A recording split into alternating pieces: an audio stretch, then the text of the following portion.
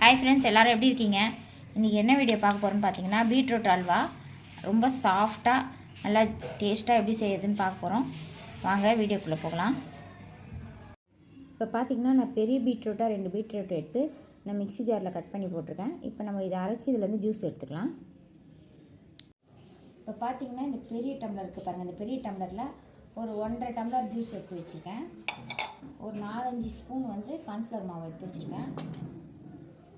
ஒரு 100 கிராம் சர்க்கரை எடுத்து வச்சுருக்கேன்.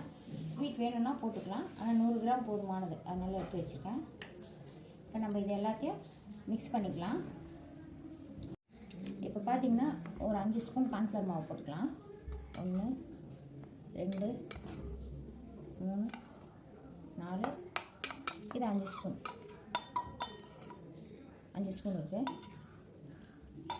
இப்போ இதில் நம்ம கொஞ்சமாக தண்ணி விட்டு கரைச்சிக்கலாம்.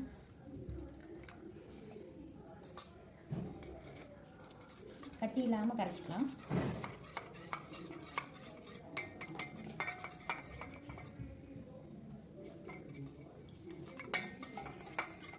இப்போ பார்த்திங்கன்னா கட்டி இல்லாமல் கரைச்சிக்கிட்டோம்.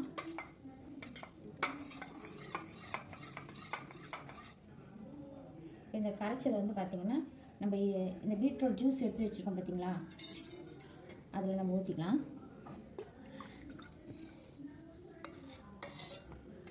அப்புறம் இதுலேயே சர்க்கரையை போட்டுக்கலாம். போட்டு இது எல்லாத்தையும் நல்லா கலந்துடலாம்.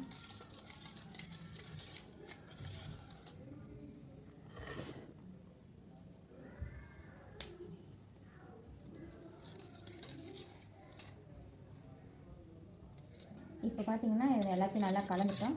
இப்போ நம்ம இதை ஸ்டவ்வில் வச்சு குக் பண்ணிக்கலாம். இப்போ நம்ம அந்த அரைச்ச ஜூஸு அந்த நான் சக்கரைலாம் போட்டு மிக்ஸ் பண்ண பார்த்திங்களா, அதை ஒரு பாத்திரத்தில் ஊற்றிட்டு நம்ம ஸ்டவ் பற்ற வச்சுக்கலாம். ஸ்லோவாக வச்சுப்போம்.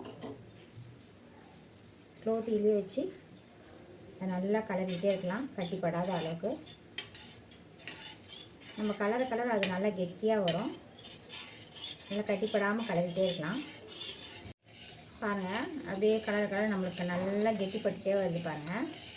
ஸ்லோ தீயிலே வச்சு கலருங்க, இல்லைன்னா அடி பிடிச்சிடும். கலரும் சேஞ்ச் ஆகுது பாருங்கள்.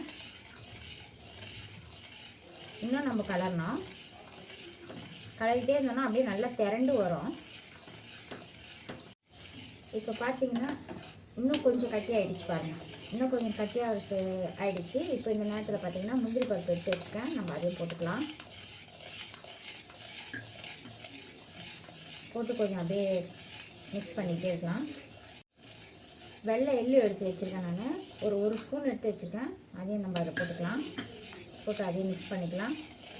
நல்லாயிருக்கும். நீங்கள் வெள்ளை எள்ளு போட்டு பாருங்கள், நல்லா வாசனையாக இருக்கும். கருப்பு எள்ளெல்லாம் போட்டுறாதீங்க.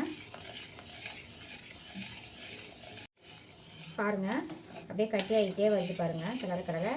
இப்போ நம்ம என்ன செய்யணும், கொஞ்சமாக நெய் விட்டுக்கலாம்.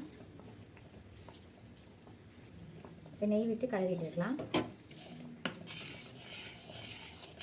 ஒரு 2 ஸ்பூன் நெய் தான் நான் விட்டுருக்கேன், நிறைய விடலை, ஏன்னா திகட்டும். நீங்கள் வேணும்னா நிறைய விட்டுக்கலாம்.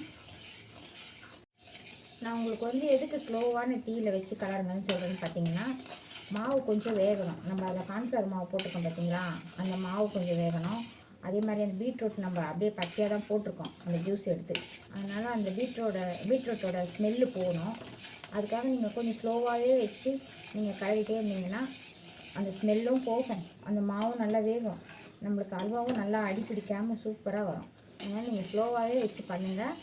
ஸ்பீடாக வச்சு ரொம்ப ஸ்பீடாக வச்சு பண்ணிடாதீங்க. மீடியமான அளவுக்கு சிம்மிலே வச்சு பண்ணுங்கள். இப்போ பார்த்தீங்களா இன்னும் திக்காகிடுச்சு பாருங்கள்.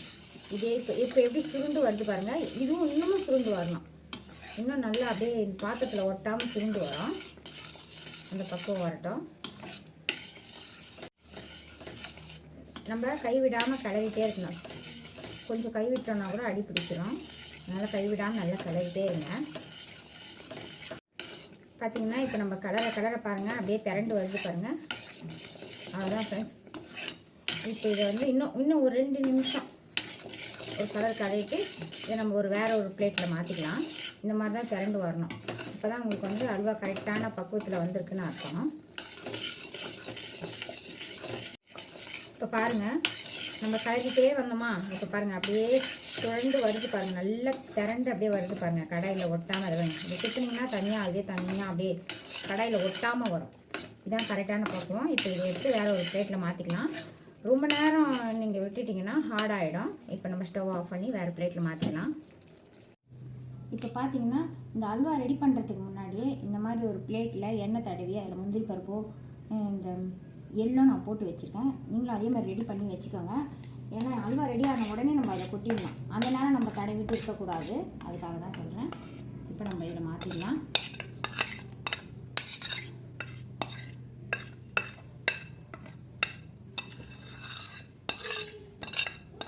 இப்போ இது ஒரு 1/2 ஹவருக்கு மேலவே கொஞ்சம் ஆறட்டும். ஆறினோடனே நம்ம பார்க்கலாம். இப்போ நம்ம அல்வா ரெடி பண்ணி இந்த பவுலில் கொட்டி 1/2 ஹவர் ஆகிடுச்சு. இப்போ இதை நம்ம வந்து பிளேட்டில் மாற்றி கட் பண்ணிக்கலாம். இப்போ பார்த்தீங்கன்னா நம்ம வேறு ஒரு பிளேட்டில் மாற்றிட்டோம். இப்போ நம்ம இதை கட் பண்ணிக்கலாம். உங்களுக்கு எந்த மாதிரி சைஸ் வேணுமோ அந்த மாதிரி கட் பண்ணிக்கோங்க. இந்த அல்வா பார்த்திங்கன்னா ரொம்பவே டேஸ்ட்டாக இருக்கும். அதே மாதிரி பீட்ரூட்டில் தான் நம்ம செஞ்சோன்றதே தெரியாது, அந்த மாதிரி இருக்கும். இந்த பீட்ரூட் நிறைய பசங்கள்லாம் குழந்தைங்களாம் சாப்பிடவே மாட்டாங்க. அவங்களுக்கு இந்த மாதிரி நம்ம செஞ்சு கொடுத்தா நல்லா விரும்பி சாப்பிடுவாங்க. நீங்களும் இதே மாதிரி ட்ரை பண்ணி பாருங்கள்.